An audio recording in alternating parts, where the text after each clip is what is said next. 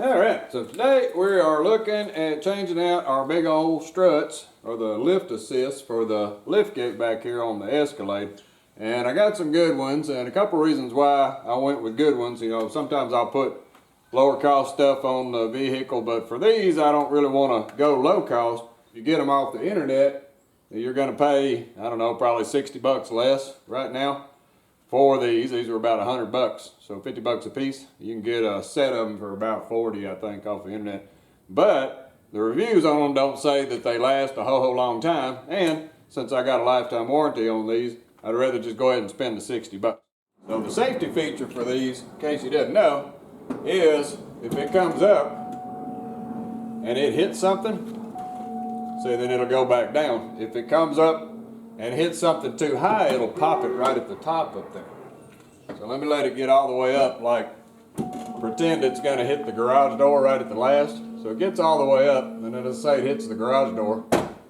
See, it'll pop, and that way it doesn't tear up the car.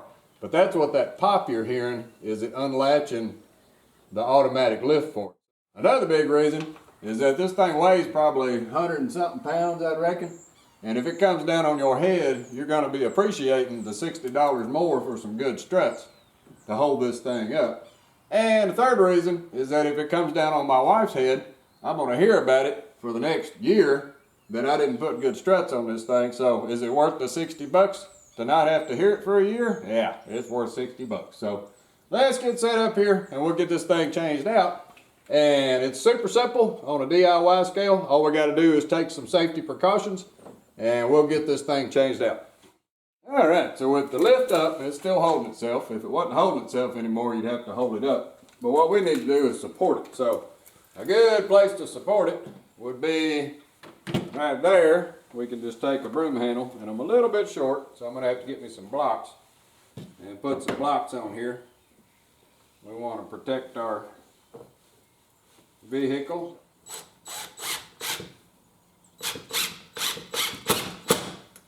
There we go. So now we've got it locked in. That ought to be plenty to support it. If you wanted some more support, you could do a little more. I think that's going to be fine because I'm going to do them one at a time anyway. And then it won't fall down. So we got it supported. Now all we got to do is pop the lifts off, and they're right here, so they're nice and visible. So let me zoom in on the end down there, and I'll show you how to take those off and how to replace them. Alright, so with everything safely supported, let's zoom down here and see how to pop these clips off. So there is the bottom of the strut. And so all we got to do is take this little clip off here. You just stick a screwdriver underneath it and pry him out. You don't have to take it all the way off, but you got to get it out of that groove. So might as well take it all the way off. So then with our stick in here and it holding up, all we do is take something like a soft piece of wood or something like that. The clip is out, and so then we just want to hold up on the door a little bit and push out, and our stick is holding the door. So we got that end off. Now we just got to go up to the top up here, and right up here we do the very same. We take the clip and pop the little clip loose, and out she comes. So we got our old one off. So now we just need to put our new one in. We'll go ahead and do this one side, and then we'll switch over to the other. So the new strut, you don't have to take the clip off. You can actually just push it, and it'll go on the pin. So see, it goes on about that easy, locks in. So now the only hard part is getting the bottom back on, and the lift gate is down because it's held by the stick. So when I raise up on it with my hand to snap it in, I'm probably going to lose my stick. So hopefully it won't hit the camera. But all we got to do is push up on the lift and get that to line back up.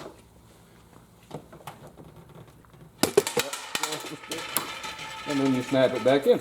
And there you go. So that one is done. Now we can put our stick back and switch over to the other side and do the other one. Alright, so our stick's back in place. So for the other side, all we got to do is the very same thing. We just want to pop that little metal clip up and out of there. And then we just take the back side of a right there and pop that out. And then we go up top. and pull the clip and it'll slide right out. And there's the old one. Now we just gotta get a new one and pop him back in.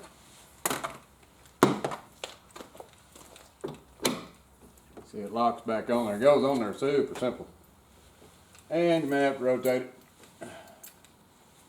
To get it lined back up, it'll square itself up once it gets in. So you can see, it's still got to get pushed up, so my stick's going to go away again, but all I got to do is grab the corner of the lift gate and raise it up enough so that I can pop that in place.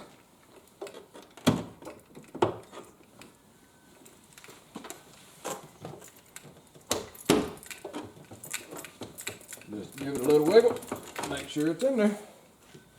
Alright, so with the new struts on, now we can open up our door and see what it does. So now when it goes up, it ought to get all the way to the top and then unlatch the safety, so it's just got a little bit of a pop right when it lets go versus the big pop it was doing before because it was only getting about that far.